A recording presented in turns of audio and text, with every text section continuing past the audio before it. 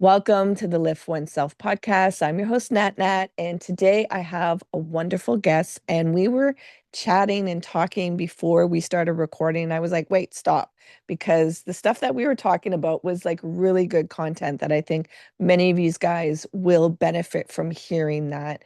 So, Melissa, before we start, could you give myself and the listeners a little bit of a brief description of who you are? Hi, I'm Melissa Hepner. I want to make a funny joke about my astrological signs, but I won't. Man, who am I? I'm a therapist in Oklahoma. I'm also a podcast host of a show called Emotionally Unavailable. I'm actually starting another one too with someone I met through podcasting called Unquiet Soul that will highlight some of our other parts of our personality too, but be around the same theme. I have three children. I'm married for, I think I figured it out this morning. I think it's been 13 years. Second husband, and I had this like super crazy extensive history of trauma in childhood. And then because I was the golden child, kind of thought that it didn't have any impact on me. And because I wasn't living my pain out loud the way my siblings were. And so then I spent my entire adult life like dealing with the impacts of that trauma without even understanding that that's what was happening, and kind of hit a really severe mental health crisis, the pinnacle of that being in October of 23.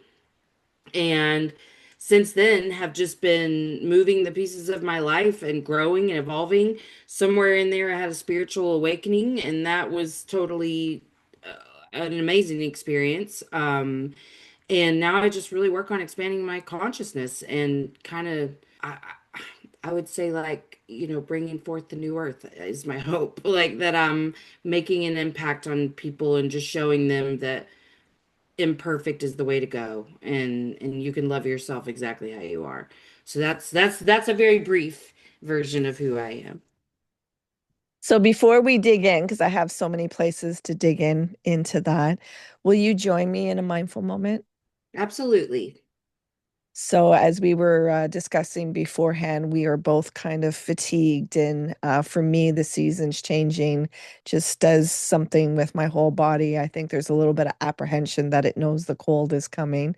And I'm also navigating through grief because I'm going to come up to the 1 year anniversary of my friend transitioning from cancer.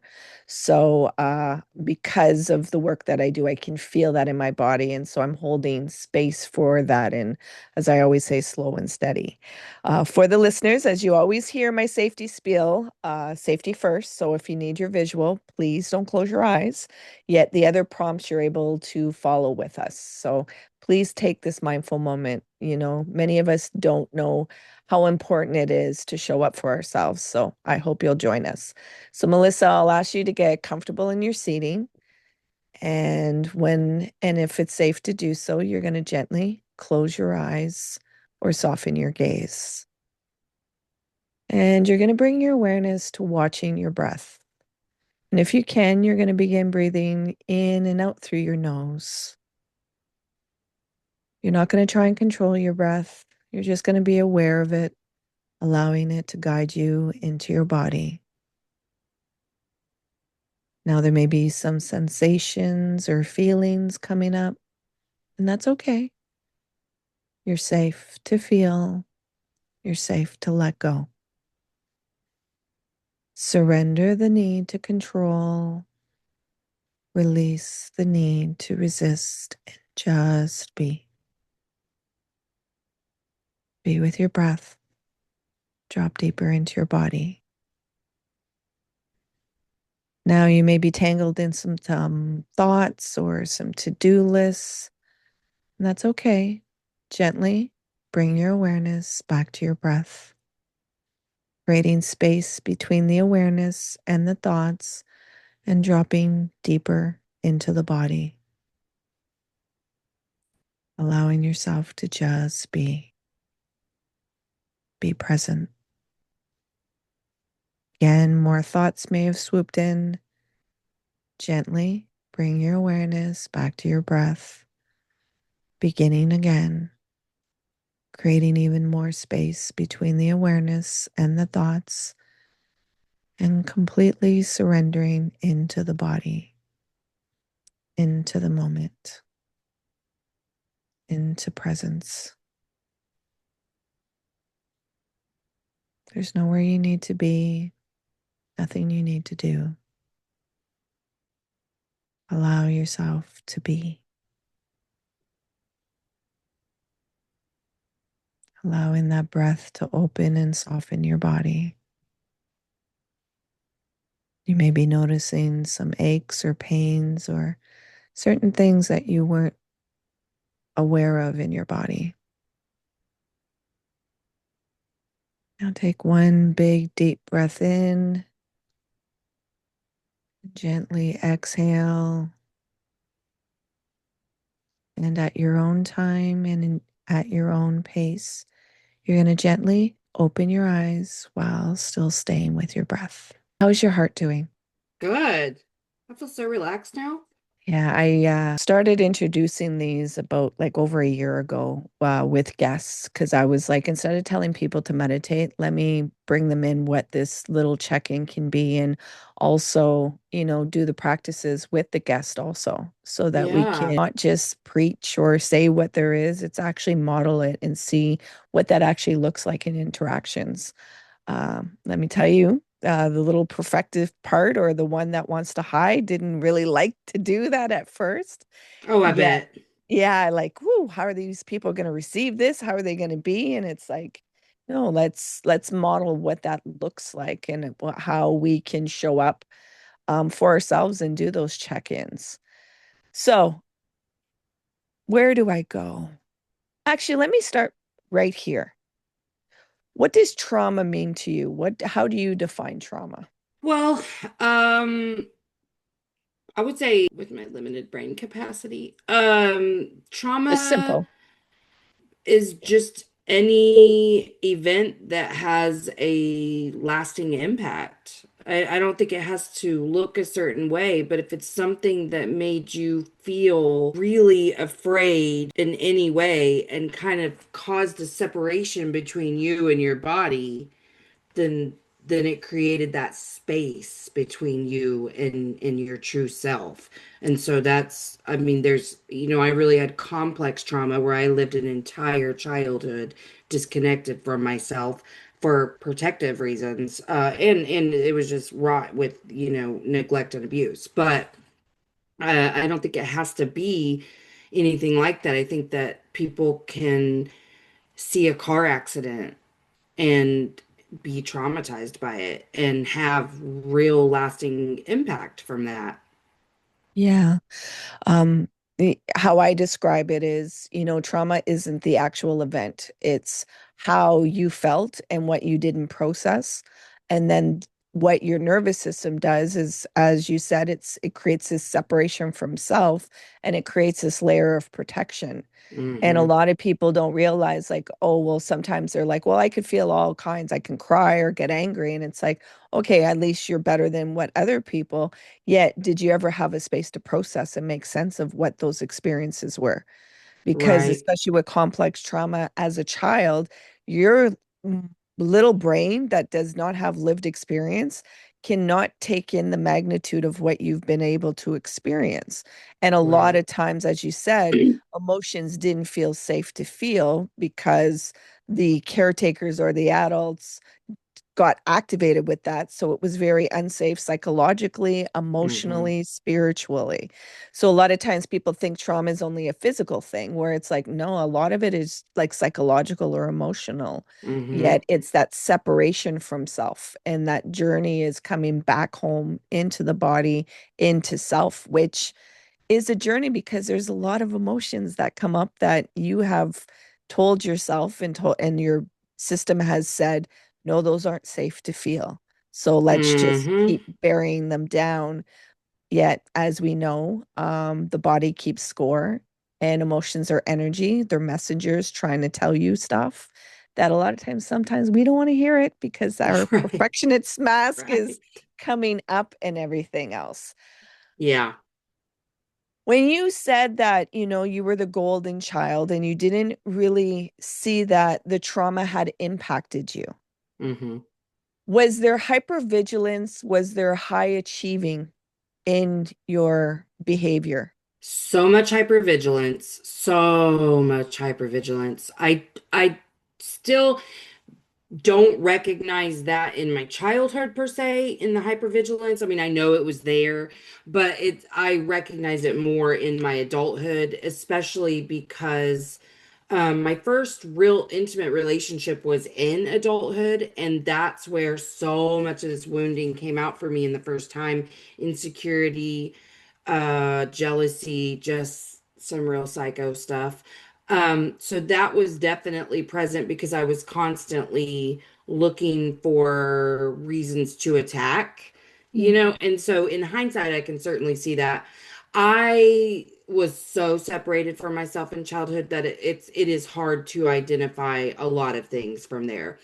High achieving, it's funny, my initial instinct is to say no because of comparing myself to other people. But if I was comparing myself to my siblings, then yes. And like I was the first one to go to college, one of the only ones, one of a couple, and one of only a few to graduate from high school. So like in this world, yes, I was high achieving, but I graduated high school with like a 1.5 because my little trauma brain was not there for it, and I was allowed, like that was the one thing that, like, as long as you're passing or whatever, like fine, fine, fine. So because I was allowed the space to not have perfect grades, I didn't have perfect grades. But yeah, I was, what I really understand is I was super motivated by spite, driven by spite, because we were in a kinship foster care situation. So not only did I have really toxic family members that were saying really bad stuff to us about us, but also I received a lot of really good education through the foster system, but also a lot of statistics of what was likely for me to become if what I don't know, but this is a trajectory that children who have experienced what you're experiencing can go on. So I took, what my family, specifically some aunts who were just so determined to really tear me down, and then this education that I received, and decided I will prove you all wrong. And that was like my entire being, was proving everyone wrong, and I think proving me right a little bit, but it all came from that place of spite. Thank you for being honest about that because I'm sure some people will finally be able to give verbiage of what that looks like for them and how it shows up.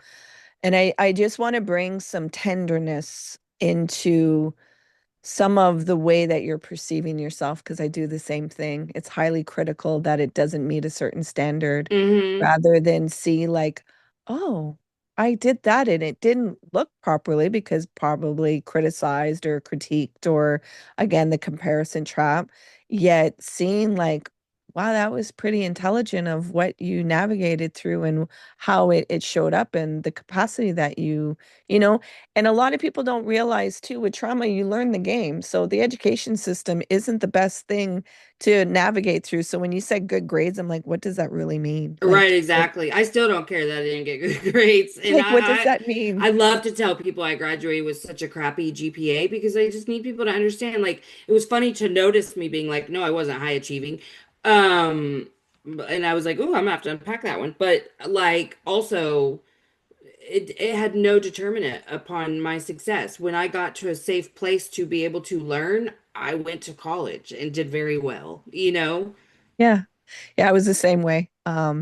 I had no interest in high school and everything else. And I used to do those, I don't know what the tests are called in Canada, but to see what your level in intelligence Oh is. And I yeah. get really high marks and they're like, why is she failing? Like it doesn't, these two Yeah. things. And I'm like, in my mind, I'm like, oh, are you guys not cluing in that there was unsafety and there wasn't motivation? And, it's like, oh, Right. okay. But same thing, once, college and going, I actually motherhood activated the motivation for me because I still Me couldn't find it within too. myself. It was my That's firstborn funny. that activated that I could feel a sense of worthiness and Mm-hmm. start to come back into that. Even though it was outside of myself, it was something that, okay, I don't want certain things repeated for you that I went through.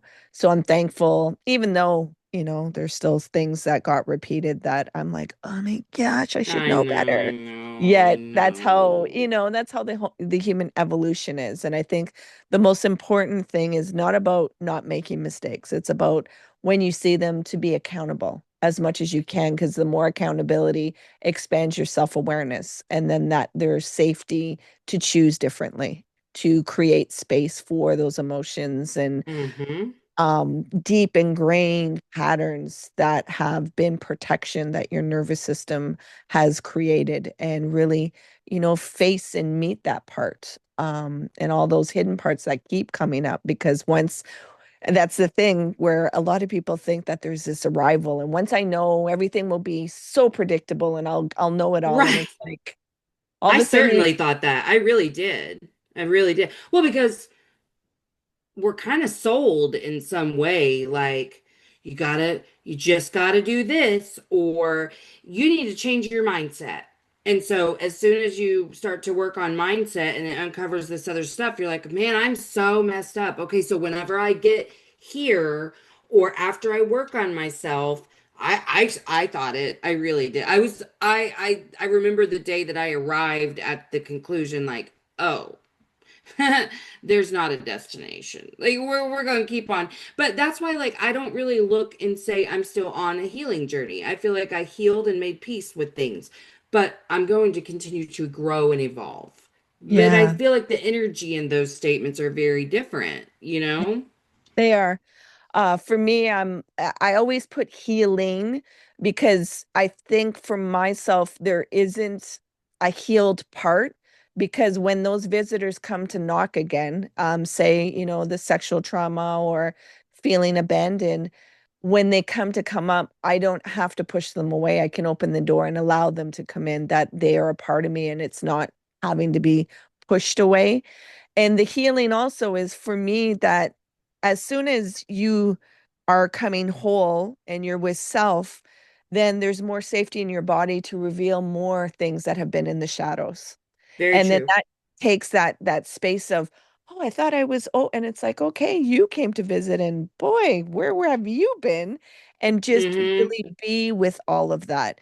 And especially, when we're doing this, there's layers of depth. It's not about a trajectory of linear and it goes straight. It's that, okay, well, you had this experience and you could relate to it, and then life brings another, and then there's even more depth to it, and you go even further into it, and it's like, Yeah. oh, I thought I had this all kind of together, and it's like, Yes. nope, When it I comes am back learning around and you're more. like, Uh, okay, I'm getting another opportunity for deeper engagement in this. Okay. Like there's been three different themes of that for me that kind of like are different parts of me. But the first time you learn it is like this major aha, and you're like, oh my gosh, what a paradigm shift. And then I did not know you could have an even deeper understanding of things until the next cycle of that one thing comes around. And I was like, it's a totally different paradigm shift again. But that's like how all of my spiritual awakening has been, is like ta-da, and feeling like a completely different person from like morning to night. Like whenever I first started having all these major ahas, I was getting like 3 4 a day. And you know how much it like changes you as a person when you get Mhm. something that like big, to of an understanding about why you've done things and how you can do things in a more productive, loving, compassionate way. um to where like I was like, am I in spiritual psychosis? Because everything was rapidly shifting and I felt a physical unraveling. Like things were just being remade within me. And Those neural pathways yes, were actually creating new, and you it was physically feel it. crazy. Yeah. Yeah, yeah. But yeah, I finally just like, actually, I was talking to my son who was like 16 or 17 at the time, and I was like, do you think he's pretty spiritual? It's just like, am I in spiritual psychosis? And he was like, no, I think this is a new belief system and a lot of change has happened in a really short amount of time and you're just adjusting. So I would just give yourself some slack. And I was like, okay, thank you. Cause he was the only one I felt safe to like say that out loud to. Cause I really was like, I think I may have lost my mind here. And I guess Yeah. in some ways I really did. Cause I Yeah. shed so much of the old me in those days. Hmm. What had you go into therapy and be a therapist? At like 4 years old, felt the call to be a helper in that way. Like, felt as if I could hear someone saying, like, you're gonna go through some serious stuff and you're gonna get through it, and then you're gonna share that with others, like how you got through it. And then I had that reconfirmed when I was like 14 years old. I was at school and I saw, I think it was like Miss Oklahoma or someone doing some motivational speech with some students in the gym. And I just got this like, I'll say download where it was like, you're gonna do that one day. Like your parents are gonna die because at this point they were both still alive.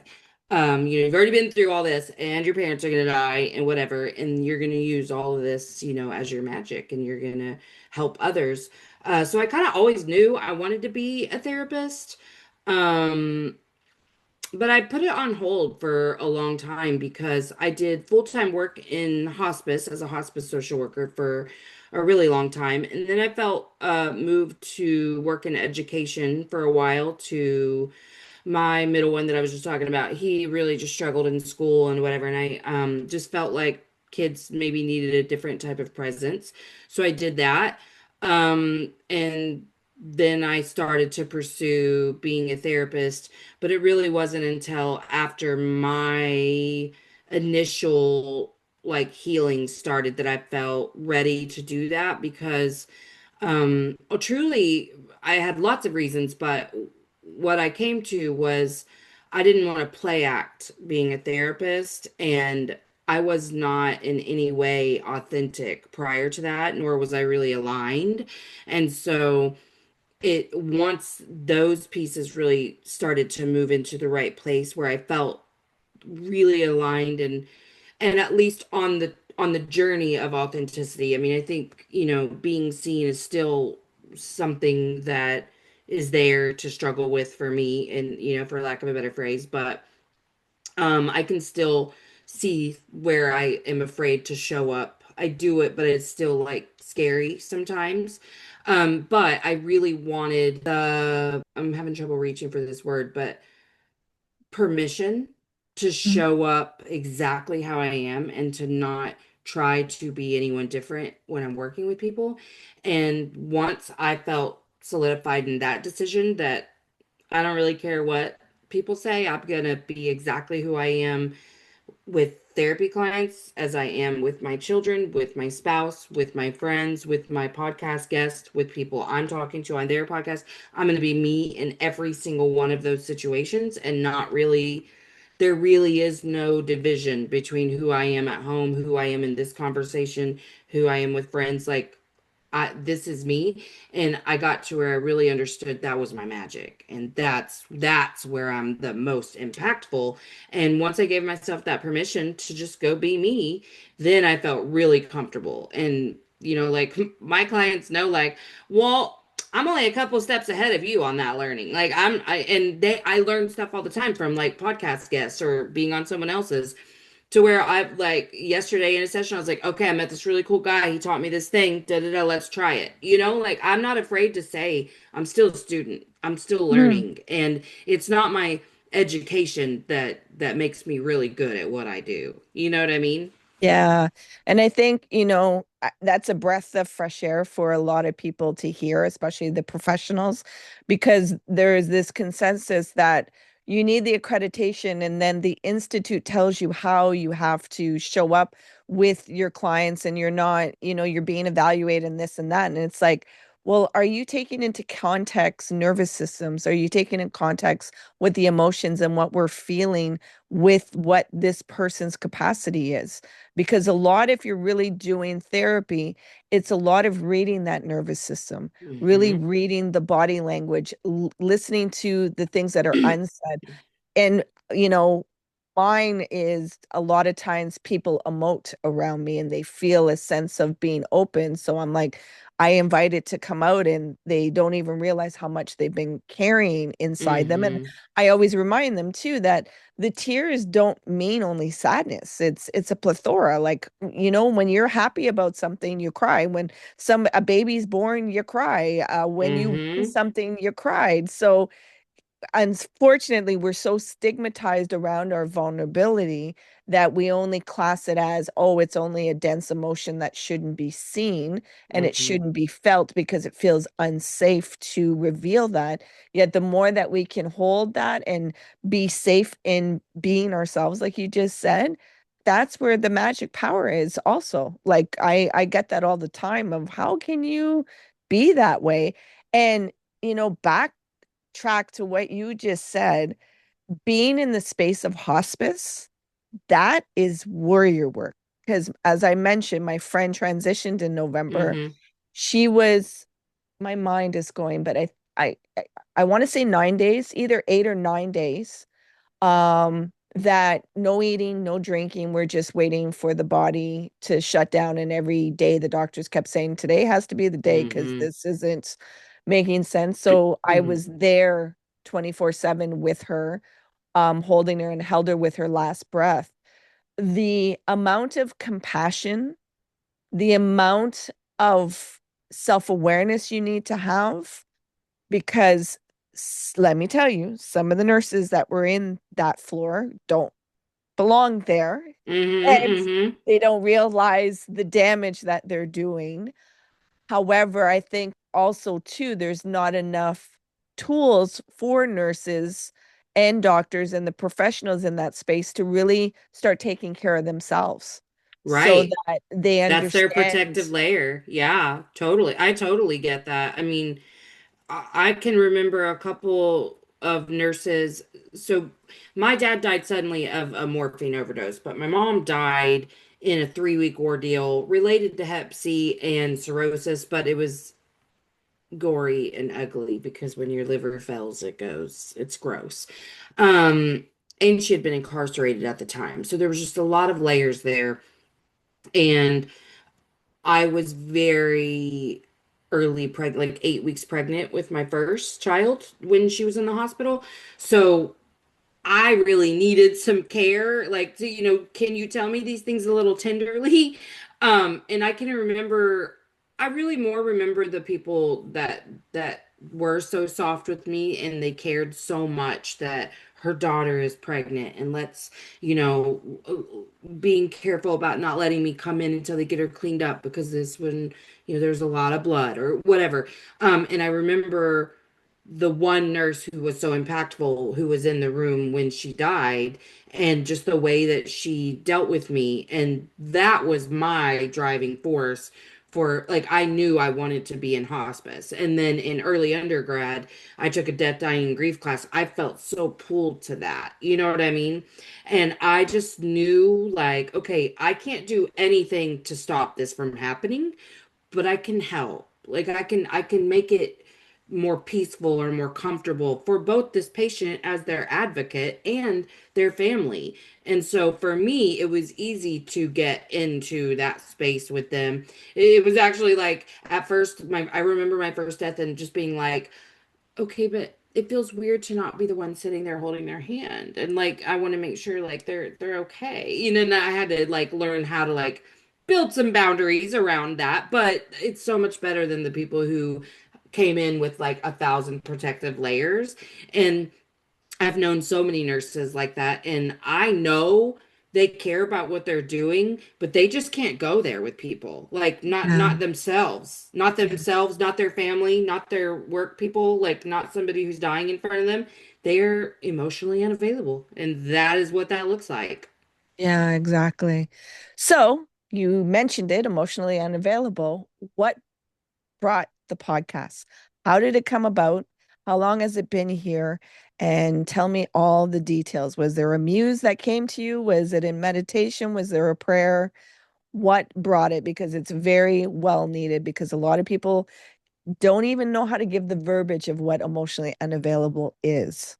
Yeah. Well, okay, so I'm a Gemini. I've always wanted to talk. I had wanted a podcast ever since I came across Armchair Experts with Dax Shepard, like totally inspired. But the name for it came because I thought it was hilarious. But that was like the beginning of healing for me, even before the mental health crisis, because I'm a person who takes a quiz, like, just like, which Grey's Anatomy character are you? That kind of thing. And there was a quiz that said, are you emotionally unavailable? I take this quiz fully expecting not to be seen as emotionally unavailable. And boom, it says I am.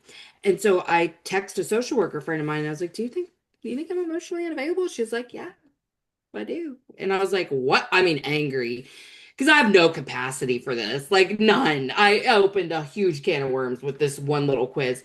And I was like, can you give me an example? Because this is new information for me. And she's like, the way you retell your trauma. And I was like, that hurts because I'm funny. Like, I legitimately did not realize it wasn't normal to tell these stories like you're a stand-up comedian. And I kind of had hopes of being a stand-up comedian at some point and using those stories. Like, I could not do that now.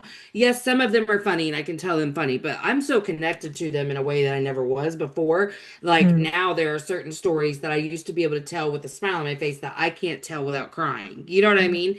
So just there, I was so disconnected. And so that was kind of the beginning of learning to try to be more vulnerable, but not understanding what the barrier to vulnerability and authenticity really were. Hence the reason I had a mental health crisis.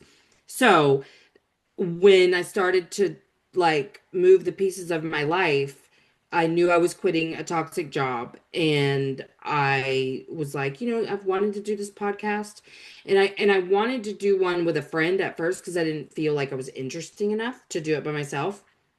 And then I just was like, we're doing it. I'm doing it. I'm doing it. And that was kind of my first step too towards imperfection and being okay with it. Cause I said, perfect is the enemy of good. I like literally repeated that phrase to myself all day, every day, because I didn't want to get wrapped up in all the pre-production stuff. I wanted to start this thing from grassroots and it be I wanted people to see someone do something in a really ugly way and watch it transform, and Mhm. I have transformed. The people on my show are who saved me, truly. Like the information I have received from them, it's still, I mean, literally, I'm learning every week. Like I'm such a student. And like I'm getting a lot more comfortable saying, truly, this show's about me. I mean, it's my journey to becoming more emotionally available, honestly. Um, and that looks different with each guest depending on their level of expertise or what they're bringing to my show. I like a wide variety of conversations. Sometimes it's a medium, sometimes it's a therapist, sometimes it's whatever, so it's just a different connection point. And I really, in inventorying my life, asked like what lights me up, and it's connection in this way. And my former life lacked authentic connection. Like I was reliving that cycle that we're all kind of programmed with, to connect via talking badly about people, gossiping, complaining. That was the only way I connected. Mostly complaining, a lot of gossip. I mean, I was just as guilty as anybody else of that. And so that I'm really comfortable saying like this is kind of the only conversation I want to have, and that makes me a little too much for people from my former life. So I mean, I would call myself a little bit isolated, but I don't feel, there are times it feels a little lonely or whatever because I don't have anyone aside from like my husband or kids to go do things that I want to do with a girlfriend, you know what I mean? Mhm. But Mhm. it's also fine because I just make new friends through the internet and we have these kind of conversations. You know what I mean? So Yeah. that's really the show. I mean, and I have a really good time with it. Yeah, I'm looking forward to being a guest and seeing where our conversation will go in there. So, and I thank you for, accepting because I sent the message to you and asked if we would do a pod swap, and you graciously said yeah. And so I'm like, okay, come on, and I will be on yours in a few months. And I really thank you for being vulnerable and doing the alchemy, taking those impurities and turning them into gold, yet not just keeping it for yourself. You're sharing it with others in a world that wants perfection, that wants it to all look together. It's like, what does healing out loud really look like? Hmm. Not when it's all perfect and in a nice box. Like the book that I just wrote, that I have to actually, do you know any editors that are like trauma informed or? Possibly. Okay, well, we'll get that after the recording. Yet the title is called The Gift Wrapped in Sandpaper, Your Untamed Power. Ooh, I love this. Yeah. So it's really understanding that sometimes we have certain life experiences and we don't see it as a gift. Yet taking that sandpaper and polishing it off and getting off the edges, then we see the magnitude of the gift. And sometimes there's a gift and it's wrapped around sandpaper and we don't want to touch it because that hurts and it doesn't look pretty, where we don't realize the depths of how powerful that gift is. So, Hmm. really understanding, the work, because when you have been shaped by complex trauma or, trauma, there's a lot of work that goes on. There's a lot Hmm. of work to relate to yourself, to have compassion for yourself, to bring sensitivity, to bring vulnerability in there, and not see it as a threat, but your body reads it as a threat because when you were young, you weren't able to go into those spaces. You were Hmm. harmed.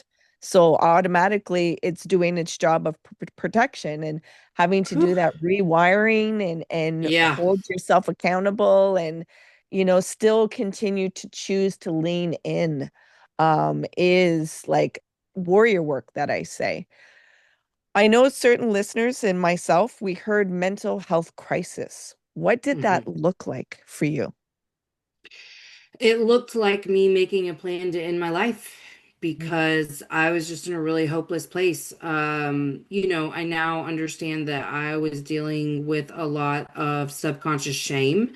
I was a very reactive person and really I self-identified as mean. I'm just mean and I don't know how to treat people and I talk to people like crap and whatever. And it was not like everyday strangers. I would freeze or fawn in conflict with other people, but with my family and my close friends, I had a very sharp tongue and I didn't think before I spoke. It just happened. I was very reactive. But I got to where I just felt like my kids were better off without me. I truly believed that because I wasn't perfect. Because I wasn't perfect, that's what I understand now, is that I was holding myself, to a Standard you, crucifix of perfection, like it was not yeah. gonna ever be attained. And so because even then in making a plan, I was still trying to be considerate. I was like, oh, well, my oldest kid's birthday's in a couple weeks, so that's not cool. And then I was literally going through a calendar trying to pick a date.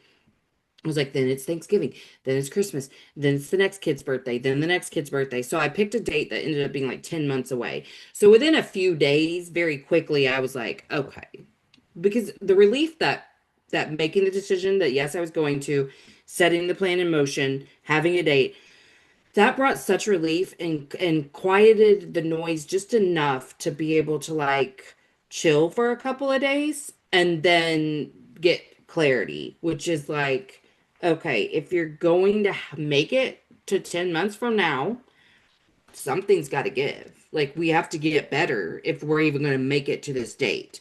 And so as I kind of started doing whatever I could, I was just kind of borrowing information from the internet basically. And and it helped. I mean it really did. I was growing in the way that I could at the time. And like I said, I had a spiritual awakening during that time too. And so starting to just kind of get different information helped me move pieces. And I was spending time creating in a way that I had didn't even know I had like the capacity for. So I was learning how to get like in a flow state, and those were like the little baby coping skills I had to get through that time. And there was a lot of crying, wailing. Like even when I started my show, those early episodes, my voice is so raw from like crying so much because like I'd be crying over a tech issue right before or for a couple of hours before over a tech issue and something else because like I just literally had no capacity for any stress. I was just Hmm. beat down. It was like I was truly at rock bottom and trying to build, up from there. And so that's kind of what I did was just piece by piece built Yeah. back. Thank you. Thank you for, the courage. And I want to thank your protective system because to make plans, there was a part that was still advocating for you. Because Yeah. suicidal ideation, when you're really in a dark place, I had a friend that committed suicide last year and she jumped from her balcony. She kept Mm-hmm. telling us, and we, listened and everything else, yet it just overtook her, the voices and everything else. So I want to thank that protective system that still had the engagement of still being able to feel the pain because people don't Mm-hmm. realize a little stressor of something not going right, it feels 10 times worse than somebody Yeah. that has a very reactive nervous system that has no capacity. It's very Mm-hmm. painful. It sends off all kinds of signals and shutting down and everything else. So it's like, you don't want to feel that anymore. And Right. a lot of people don't understand what that feels like, especially if they've never had to engage with their nervous system that way. It can be Mm-hmm. very difficult to hold space for understanding for that because it's invisible. And Or a lot. even just if no one's ever shown up for them when they needed them to. Mhm. The way we dismiss others, the way we've been dismissed because we don't know how to hold space for somebody in general if no one's ever done it for us. And Exactly. and so yeah, it was rough. Yeah, it was. Okay, I'm mindful of time, so I want to bring you into a reflective question. Mm-hmm. I want to ask you to go and take this awareness right now and go back to your 18-year-old self. And Okay. what are three words you would tell your 18-year-old self to carry you to the journey of right now? You're always worthy. Nice. Those are powerful ones. Very powerful ones. And I'm sure there was parts of you that would have said bullshit at the time, but Mm-hmm. still reinforcing the message. Very powerful. Yeah.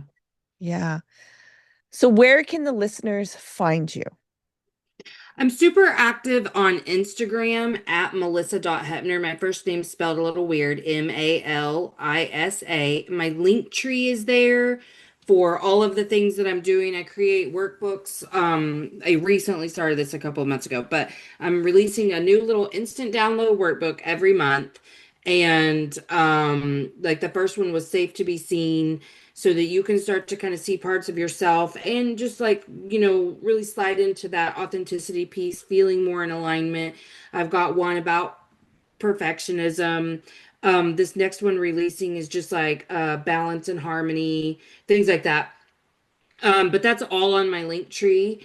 And but my Unquiet Soul, the other podcast, is not going to release until October, I think, 7th, but that will be on the link tree whenever it does. But there's links to the two major platforms for Emotionally Unavailable on my link tree, but you can get it wherever you listen to podcasts. Um, I have if you're interested in my childhood story, I have a book. I have not promoted this very much at all because I wrote this 5 years ago, but my book, Owning My Crazy, is on Amazon. I did release like a revamped, which just adds just a tiny bit of like recovering from that crisis because I wanted it to be released to a wider market. But truly, I only did that because I had published on Amazon only. And people like acted as if I wasn't a valid author because they couldn't find it at Barnes and Noble. So then I felt like I had to like do that. So truly, like, there's no point in buying the revamped version at all. I only did that because I was like not secure enough in myself to be like, And how many books have you published? Okay. So the Owning My Crazy, the original one, is I like it. I wrote it very much how I talk.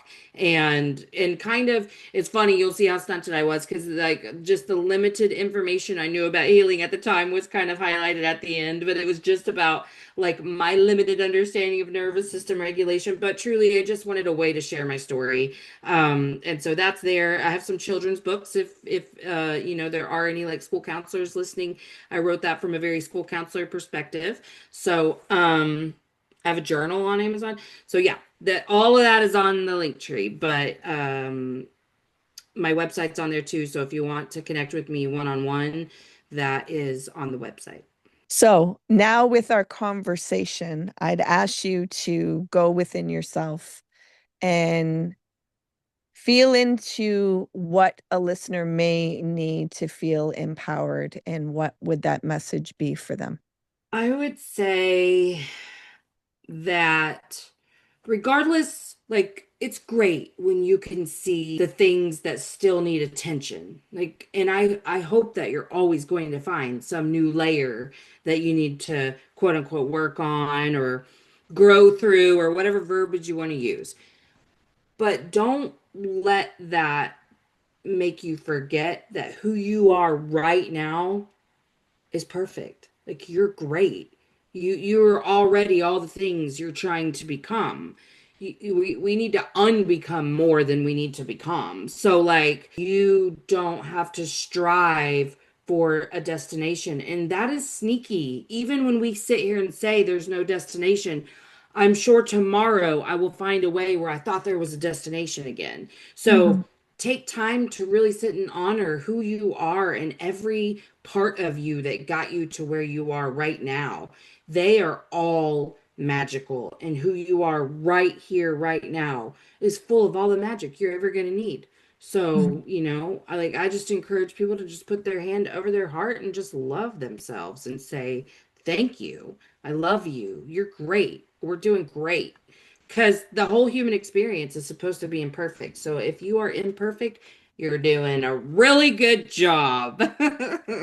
I want to thank you for having such an enlightening and wonderful conversation. It was a breath of fresh air of the transparency, the vulnerability, and the lived experience that you have to offer to other people. And like I said, you're doing the alchemy. You've taken those impurities and you've transformed them into gold, and you just didn't keep it for yourself. You're sharing it with others.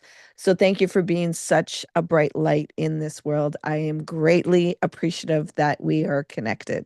Me too. And thank you so much for having me. I had such a good time with you. Please remember to be kind to yourself. Hey, you made it all the way here. I appreciate you and your time. If you found value in this conversation, please share it out. If there was somebody that popped into your mind, take action and share it out with them. It possibly may not be them that will benefit, it's that they know somebody that will benefit from listening to this conversation. So please take action and share out the podcast. You can find us on social media on Facebook, Instagram, and TikTok under Lift Oneself. And if you want to inquire about the work that I do and the services that I provide to people, come over on my website, come into a discovery call, liftoneself.com. Until next time, please remember to be kind and gentle with yourself. You matter.